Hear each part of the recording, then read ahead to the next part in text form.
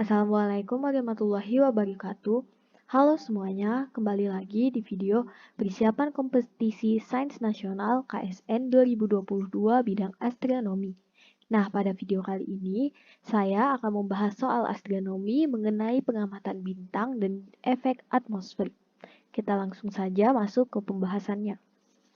Soal yang pertama, komposisi kimia lapisan luar matahari dipelajari terutama dari telaah A. Pergeseran Doppler dari garis hidrogen Balmer. B. Penerapan hukum Wim pada spektrum matahari. C. Kedapatan rata-rata matahari secara keseluruhan. D. Garis-garis absorpsi dari spektrum cahaya fotosfer. E. Pengamatan letupan atau flare matahari saat aktivitas maksimum matahari. Nah, pembahasannya, komposisi kimia dari suatu bintang bisa dipelajari dengan baik melalui telaah spektrum bintang, yaitu cahaya bintang dipecah ke dalam spektrum warna melalui bantuan kisi atau prisma sehingga menghasilkan deretan warna yang disebut spektrum bintang, seperti gambar di bawah ini. Nah, ini adalah gambar dari spektrum bintang itu sendiri. Pada spektrum tersebut, sebagai latar belakang, nampak ada garis-garis warna yang lebih terang dan ada garis-garis yang lebih gelap dengan latar belakang pelangi.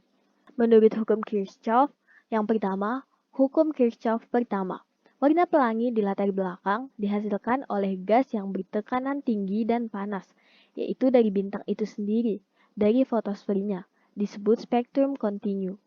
Yang kedua, hukum Kirchhoff 2, garis-garis yang lebih terang dihasilkan oleh gas renggang yang panas, yaitu dari atmosfer bintang yang panas yang ada di sekeliling bintang, di samping bintang, tetapi bukan di depan bintang, searah pengamat, disebut spektrum emisi. Nah, hukum 3 Kirchhoff, garis-garis yang lebih gelap menandakan ada gas dingin di sepanjang gas yang panas yang menyerap warna-warna tertentu yang dipancarkan gas panas itu, yaitu dari atmosfer bintang yang ada di depan bintang itu sendiri yang searah pengamat, karena suhu atmosfer di depan bintang lebih dingin daripada suhu bintang yang ada di belakangnya. Nah, melalui analisis garis-garis absorpsi maupun garis-garis emisi yang muncul, kita dapat mengetahui komposisi kimia dari berbagai unsur karena spektrum dari setiap unsur adalah unik dan berbeda satu dengan yang lainnya. Selain komposisi kimia, dalam analisis spektrum bintang banyak hal yang bisa dipelajari, seperti suhu permukaan, rotasi bintang, medan magnet bintang, pengembangan selubung, kecepatan radial, dan juga pelontaran massa oleh bintang. Jadi jawaban yang tepat yaitu D. Garis-garis absorpsi dari spektrum cahaya fotosfer. Kita lanjut ke soal yang kedua. Temperatur benda kecil tata surya relatif rendah. Oleh karena itu, untuk mempelajari asteroid, orang hanya bisa bekerja dalam rentang A. Cahaya merah, B. Cahaya biru, C. Cahaya kuning, D. Cahaya violet, atau E. Cahaya ultraviolet. Nah, sesuai dengan hukum Wien, benda-benda yang bertemperatur rendah, yaitu sekitar puluhan sampai ratusan Kelvin, akan memancarkan intensitas maksimumnya pada panjang gelombang inframerah. Sehingga untuk mengamati benda-benda bersuhu rendah, paling tepat digunakan instrumen yang peka terhadap panjang gelombang inframerah. Jika dilihat dari optionnya, maka jawaban yang paling tepat adalah cahaya merah, yaitu A, cahaya merah. Nah, ini dia hukum pergeseran Wien. Hukum pergeseran Wien ditemukan oleh Wilhelm Wien pada tahun 1896. Nah, rumusnya itu ini, lambda M dikali T sama dengan C, yaitu lambda M ini panjang gelombang pada energi pancar maksimum, itu dalam satuan meter, T ini suhunya dalam satuan Kelvin, dan C ini tetapan pergeseran Wien, yaitu 2,898 dikali 10 pangkat 3 MK. Nah, hukum pergeseran Wien ini dapat menjelaskan fenomena logam yang dipanaskan hingga membara mula-mula akan tampak merah, kemudian berwarna nyala hingga menjadi putih jika temperatur dinaikkan. Kita lanjut lagi ke soal selanjutnya. Pilih mana yang benar. A. Absorpsi atmosfer pada berbagai jarak zenit adalah sama. B. Massa udara menurun dengan makin besar jarak zenit. C. Peredaman cahaya bintang oleh atmosfer pada zenit menurun dengan makin besarnya panjang gelombang. D. Di dekat cakrawala atmosfer bumi menyebabkan bintang berlokasi lebih rendah dari posisi sebenarnya. E. Di dekat cakrawala atmosfer bumi tidak memberi pengaruh apapun pada posisi bintang. Nah, kita lihat ke pembahasannya. Setidaknya ada 3 efek yang diberikan oleh atmosfer bumi terhadap cahaya yang melewatinya dari matahari atau bintang, yaitu efek refraksi yaitu pembiasan, efek absorpsi yaitu penyerapan, dan efek scattering yaitu penghamburan. Nah, yang pertama itu efek refraksi atau pembiasan, merupakan salah satu efek yang menyebabkan tinggi benda langit di sekitar horizon lebih semu atau tidak sesuai dengan tinggi yang sebenarnya. Option D dan option E salah. Efek ini disebabkan oleh cahaya melewati medium atmosfer bumi yang memiliki nilai indeks bias yang berbeda-beda, yang berlapis-lapis.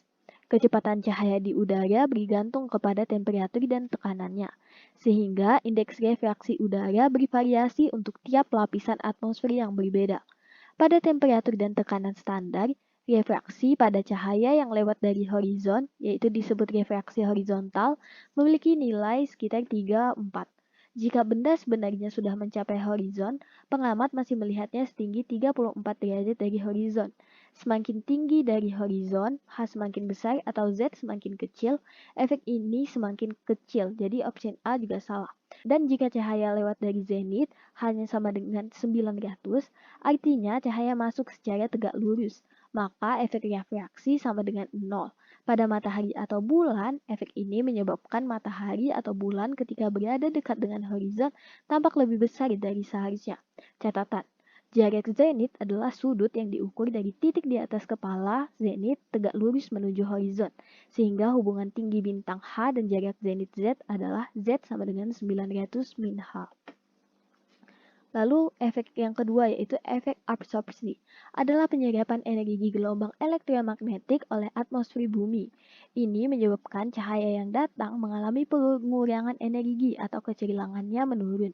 Semakin rapat atmosfer maka semakin besar efek absorpsi. Semakin besar jarak zenit tentu semakin dekat ke horizon dan massa udara pun semakin besar karena udara lebih banyak terkonsentrasi di dekat permukaan bumi. Ini juga menyebabkan absorpsi semakin besar. Opsi B salah.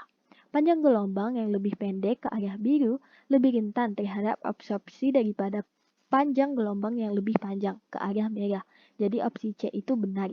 Ini menyebabkan matahari ketika berada di dekat dengan horizon tampak lebih merah dari seharusnya karena bagian warna yang ke arah biru mengalami penyerapan. Dan juga magnitudo bintang harus dikoreksi terhadap efek absorpsi sehingga memperoleh magnitudo bintang yang sebenarnya sebelum menembus atmosfer. Nah, lalu efek yang ketiga yaitu efek scattering adalah efek penyebaran energi oleh atmosfer. Bagian yang dihamburikan kebanyakan adalah energi dalam daerah panjang gelombang yang panjang, yaitu biru sampai ungu. Maka panjang gelombang biru juga yang disebarkan oleh 12 atmosfer. Hal ini menyebabkan pada siang hari langit tampak berwarna biru karena mata kita lebih peka warna biru daripada ungu. Disebut penyebaran Rayleigh. Jadi jawaban yang tepat yaitu C. Peredaman cahaya bintang oleh atmosfer pada zenit menurun dengan makin besarnya panjang gelombang. Nah, di sini ada penjelasan sedikit mengenai refraksi atmosfer, yaitu pembelokan cahaya karena variasi kerapatan udara pada ketinggian berbeda. Nah, ini ada akibatnya. Matahari terlihat lonjong saat terbenam. Nah, posisi matahari yang seharusnya itu di bawah, tapi karena adanya refraksi atmosfer, jadi posisi matahari itu terlihat lebih tinggi dan masih terlihat saat seharusnya sudah terbenam. Nah, bulan berwarna merah saat gerhana bulan total dan berwarna kuning saat dekat horizon. Nah, ini saat gerhana bulan total dan ini saat berada di dekat horizon. Nah, objek dapat terlihat lebih jauh daripada yang terhalang oleh kelengkungan bumi. Nah, ini tanpa refraksi dan ini karena refraksi. Menyebabkan bintang terlihat berkedip dan sedikit melambat saat mendekati horizon. Nah, seperti ini. Kaum bumi datar mengira refraksi menyebabkan matahari terlihat terbenam. Sebaliknya, refraksi membuat matahari yang seharusnya sudah terbenam menjadi masih terlihat. Nah, ini juga ada penjelasan sedikit mengenai efek absorpsi. Nah, jadi ini cahaya matahari 8%-nya dipantulkan, 45%-nya diserap bumi, 3%-nya diserap horizon, 25%-nya dipantulkan awan, dan 19%-nya itu diserap debu dan juga gas. Lalu kita lanjut lagi yang ini penjelasan mengenai efek scattering. Nah, atmosfer bumi itu bercahaya biru terang karena hamburan Rayleigh yang menghamburkan sinar matahari ke segala arah. Warna kebiruan dihamburkan lebih kuat daripada kemerahan, menyebabkan langit bercahaya biru terang. Nah, di luar angkasa itu tak ada partikel yang membelokkan cahaya matahari ke mata kita. Sinar matahari di sini tak terlihat. Lalu senja berwarna kemerahan karena telah kehilangan hampir semua komponen birunya karena dihamburkan. Matahari telah terbenam di sini, tetapi senja masih terlihat akibat ada cahaya matahari yang dihamburkan. Nah, saat siang hari, cahaya matahari dan juga hasil hamburannya itu dapat terlihat. Nah, kalau malam, langit malam itu gelap karena tak ada cahaya matahari baik langsung maupun setelah dihamburkan. Nah, kita lanjut lagi ke soal terakhir. Sampai saat ini, matahari diklasifikasikan sebagai A. Bintang deret utama, B. Lubang hitam, C. Bintang raksasa, D. Bintang katai merah, atau E. Bintang neutron. Nah, menurut teori evolusi bintang, matahari saat ini telah berusia 4,57 miliar tahun dan masih akan berada di deret utama selama 5,4 miliar tahun kemudian sebelum menjadi bintang raksasa merah. Jadi jawaban yang tepat yaitu A, bintang deret utama. Nah, ini dia kehidupan matahari, life cycle of the sun. Jadi matahari itu sekarang di umur 4,57 miliar tahun. Di sinilah ya. Nah, jadi ini masih berada dalam bintang deret utama. Setelah itu, setelah umurnya 10 miliar tahun, dia akan menjadi bintang raksasa merah region, lalu menjadi planetary nebula dan menjadi white dwarf. Seperti itu. Nah, hanya sekian yang dapat saya sampaikan. Jika terdapat kesalahan, mohon dimaafkan. Wassalamualaikum warahmatullahi wabarakatuh.